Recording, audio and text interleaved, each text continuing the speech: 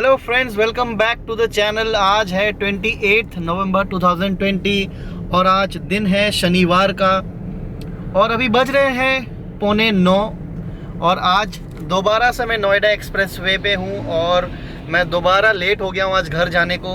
और आप देख रहे हैं मैं पिछले 3-4 दिन से वही शेड्यूल पे चल रहा हूँ, सुबह 9 से लेकर रात के 9 और वैशाली और ग्रेटर नोएडा। तो पिछले 3-4 दिन से यही चल रहा है मेरे साथ। कुछ पेपर वर्क का डॉक्यूमेंटेशन है वो कंप्लीट होने का नाम ही नहीं ले रहा है, कुछ ना कुछ चल ही रहा है।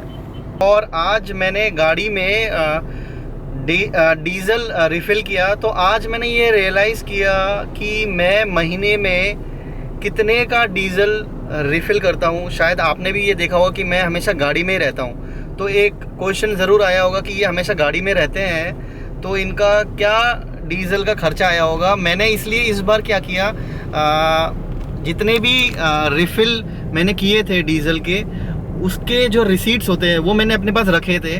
तो मैंने उसको एक बार काउंट किया और आप हैरान हो जाएंगे सुनकर। मेरे ऑफिस से मेरे घर का डिस्टेंस जो है वो है 4 से 5 किलोमीटर के बीच में। मतलब मेरा जो ऑफिस है और मेरा जो घर है, मुझे 5 किलोमीटर मैक्सिमम लगते हैं ऑफिस से घर पहुंचने में और हार्डली 7-8 से 10 मिनट लगते हैं हार्डली। तो मेरा जो मंथली डीजल का खर्चा है वो है समवेयर अराउंड 8 से 10 हज़ार रुपये। हाँ जी, 8 से 10 हज़ार रुपये। इवन मेरा जो घर है वो 4-5 किलोमीटर मेरे ऑफिस से दूर होते हुए भी मेरे महीने का मिनिमम 8,000 रुपये का सिर्फ और सिर्फ डीजल रिफिलिंग का एक्सपेंस है। तो अब आप पूछेंगे कि मेरे पास गाड़ी कौन सी है। अगर मैं 8-10 हज़ार रुपये का डीजल भरता हूँ तो शायद ऐसा हो सकता है कि मेरी गाड़ी जो है वो ज़्यादा डीजल पीती हो, लेकिन ऐसा नहीं है। मेरे पास फोर्ड फीगो है, 2016 मॉडल फोर्ड फीगो, और इसका जो माइलेज है वो है समवेयर अराउंड 22 किलोमीटर, 21-22 किलोमीटर। तो काफ़ी डिसेंट माइलेज है। तो फ्रेंड्स, मेरे कहने का मतलब ये है कि मेरा घर और मेरे ऑफिस के बीच में 4-5 किलोमीटर के डिस्टेंस होने के बावजूद मेरा जो डीजल का खर्चा है वो समवेयर अराउंड 8 से 10 हज़ार रुपये महीना है।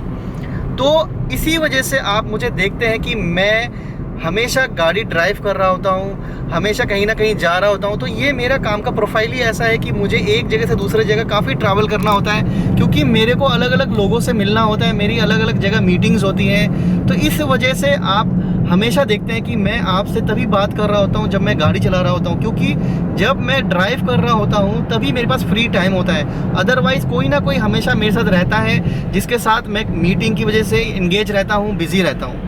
नोएडा में एक बहुत ही छोटा सा एक इशू है, वो है ट्रांसपोर्टेशन का। क्योंकि नोएडा, जैसे मैंने आपको बताया, एक बहुत ही नया शहर है। तो फ़िलहाल अभी बस का नेटवर्क, ऑटो का नेटवर्क उतना वाइड स्प्रेड नहीं है, थोड़ा लिमिटेड है। और इस वजह से जो इनके फेयर्स हैं, ऑटो के फेयर्स थोड़े से हाई है, थोड़े से अपर लेवल पे है। अब दूसरी चीज़ ये है कि मेट्रो जो है वो पिछले 1-1.5 साल हुए हैं मेट्रो को नोएडा में अंदर तक आए हुए, और अभी भी नेटवर्क जो है मेट्रो का वो उन जगहों तक नहीं पहुंच पाई है ठीक से जहां पे रेसिडेंशियल और कमर्शियल ऑफिसेज हैं। अभी नोएडा में मेट्रो तो आया हुआ है, लेकिन वो हर जगह, मतलब वो वाइड स्प्रेड नहीं है, नुक्स एंड कॉर्नर्स तक। जैसे दिल्ली में है, आपको दिल्ली में ऐसे कोई भी जगह नहीं है जहाँ जाना हो और वहाँ मेट्रो ना हो, लेकिन नोएडा में अभी ये नया नया है, तो इस वजह से वाइड स्प्रेड नहीं है। लेकिन इस कमी को जो कंपेंसेट करती है वो है नोएडा के रोड्स। नोएडा में मुझे लगता है जितनी ज़मीन कंस्ट्रक्शन को कवर कर रही है उतनी ही ज़मीन इन्होंने रोड्स के लिए छोड़ा हुआ है। अगर आप नोएडा को ऊपर से देखोगे, बर्ड आई व्यू से देखोगे, तो मुझे लगता है आपको यहाँ पे सिर्फ फॉरेस्ट ही फॉरेस्ट और ग्रीनरी ही ग्रीनरी और खाली जगह नज़र आएंगी, क्योंकि यहाँ पे ज़्यादातर जगह जो है वो रोड ही रोड से कवर्ड है। हर जगह रोड्स कवर्ड है। मेरे ऑफिस से मेरे घर तक जो मैंने बताया आपको 4 किलोमीटर का जो पैच है, इस पैच में मुझे ऑफिस से घर जाने के मेरे पास 4 ऑप्शंस हैं। एक महामाया के ऊपर से मैं जा सकता हूँ, दूसरा ई स्क्वायर नाम का एक सुपरटेक का ऑफिस कॉम्प्लेक्स है, उसके नीचे उसके सामने अंडरपास है, वहाँ से जा सकता हूँ। जेपी अंडरपास से जा सकता हूँ। तो मेरे पास काफ़ी सारे ऑप्शन है। A to B जाने के मेरे कहने का मतलब है क्योंकि रोड्स इतने अच्छे और बढ़िया हैं, A to B जाने के 4-5 ऑप्शन सबके पास है। सिर्फ मैं ही नहीं, कोई दूसरा भी अगर नोएडा में काम कर रहा होगा वो मेरे इस बात से कनेक्ट करेगा कि उसके ऑफिस से उसके घर जाने के काफ़ी ऑप्शन है रोड के। और इस वजह से अगर आपके पास अपना प्राइवेट कन्वेंस है, अपना खुद का कन्वेंस है, पर्सनल कन्वेंस है, तो ये एक बहुत अच्छी बात होगी आपके लिए नोएडा में रहने का। आपको कोई भी प्रॉब्लम फेस नहीं करना पड़ेगा। लेकिन अगर आपके पास प्राइवेट अपना पर्सनल कन्वेंस नहीं है तो आपको थोड़ा सा ओला, उबर और ऑटोज़ और बसेस के ऊपर थोड़ा सा आप ज़्यादा डिपेंडेंट रहेंगे, जिनकी ऑप्शंस यहाँ पे वैसे कोई प्रॉब्लम तो नहीं है, लेकिन आपकी एक डिपेंडेंसी रहेगी क्योंकि नोएडा अभी नया नया स्प्रेड हो रहा है, नया नया यहाँ पे लोग आ रहे हैं। तो अभी उस तरह से, जैसे मैंने आपको पहले बताया, ट्रांसपोर्टेशन, पब्लिक ट्रांसपोर्टेशन थोड़ा कम है।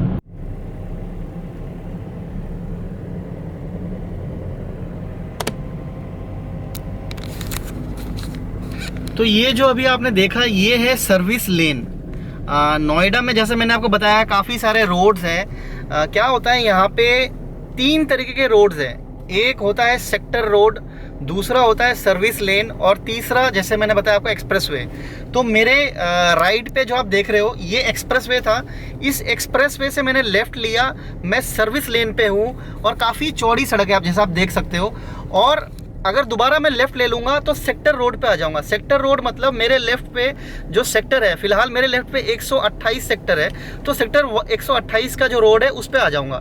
तो मेरे कहने का मतलब है रोड्स ही रोड्स है। और बीच बीच में आप जो देख रहे हो, ये देखिए ग्रीन पैच है, ये जो देख रहे हो आप अंधेरा हो रखा है, ये एक्चुअली ग्रीन पैच है। ये ग्रीन पैच छोड़ा जाता है ताकि फ्यूचर में रोड को अगर एक्सपैंड करना हो तो एक्सपैंड करने की पॉसिबिलिटी रहे।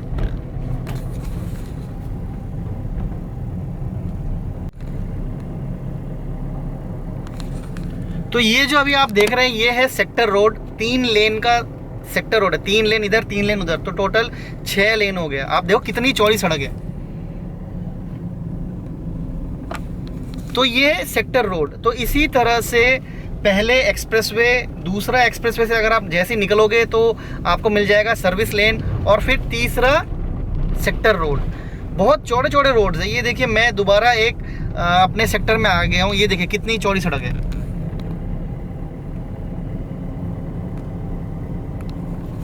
Well lit and wide roads. तो ये वो चीज़ है जो मुझे नोएडा की सबसे बढ़िया लगती है, मतलब सबसे बेस्ट लगता है, वो है यहाँ के वाइड रोड्स और कनेक्टिविटी। और नोएडा में आप कभी खो नहीं सकते। सपोज़ आप सीधे जा रहे हैं और अगर आपने कोई लेफ़्ट कट मिस कर दिया तो आगे जाकर लेफ़्ट लेके दोबारा लेफ़्ट ले लो, आप पहुँच जाओगे।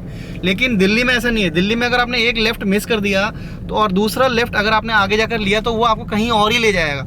ये मेरे साथ अभी रिसेंटली हुआ है। जब मैं अभी करोल बाग गया था, मैंने एक लेफ़्ट मिस कर दिया, दूसरा लेफ़्ट लेने के लिए मेरे को 4 किलोमीटर घूम के आना पड़ा। करोल बाग से जो राइट लेते हैं मार्केट के लिए, वो राइट जो है वो मिस हो गया। तो जो करोल बाग के मेरे फ्रेंड्स हैं उनको पता होगा, करोल बाग वाला जो राइट है अगर आप मिस कर देंगे तो यू टर्न जो है आगे 2 किलोमीटर में है, 2 किलोमीटर दूर यू टर्न लेकर आओ। यहाँ पे ऐसा नहीं है। यहाँ पे अगर आपने कोई लेफ़्ट मिस कर दिया, थोड़े दूर आगे जाइए, आपको आगे से लेफ़्ट लो, फिर दोबारा लेफ़्ट लो, आप वहीं आ जाओगे। तो जैसा आप देख रहे हैं अभी बज रहे हैं 9 और मैं अब फाइनली घर आ गया हूँ। ऐसा नहीं है कि अगर आपके पास गाड़ी नहीं है तो आप नोएडा में सर्वाइव नहीं कर सकते, ऐसा बिल्कुल भी नहीं है। और ऐसा बिल्कुल भी ज़रूरी नहीं है कि यहाँ पे नोएडा में जितने लोग रहते हैं सबके पास गाड़ियाँ हैं। हाँ, ये ज़रूर है कि अगर आपके पास गाड़ी हो तो आप इंजॉय कर पाएंगे नोएडा के बढ़िया वर्ल्ड क्लास इंफ्रास्ट्रक्चर को। तो फ्रेंड्स अभी बज रहे हैं 10:30 और आज के वीडियो को यहीं पे फिनिश करते हैं। ये था वीडियो नोएडा के ट्रांसपोर्ट सिस्टम पे, नोएडा के रोड्स के ऊपर। और मिलते हैं कल फ्रेंड्स एक नए एपिसोड में एक नए स्टोरी के साथ। तब तक अपना ख्याल रखिए। एक्चुअली काफ़ी लेट हो गया, अभी मैं इस वीडियो को एडिट करूँगा फिर अपलोड करूँगा तो ऑलमोस्ट 12 बज जाएंगे। तो मिलते हैं फ्रेंड्स कल एक नए एपिसोड में। तब तक अपना ख्याल रखिए। और अगर आपने वीडियो यहाँ तक देखा है तो प्लीज़ सब्सक्राइब कर लीजिए। मैं डेली ऐसे ही interesting videos Noida, Delhi NCR के बारे में डालता रहता हूं। और अभी कुछ एक ट्रिप प्लान हो रहा है तो उसके अपडेट के साथ भी मैं आपके पास आऊँगा। तो टेक केयर, मिलते हैं कल एक नए एपिसोड में।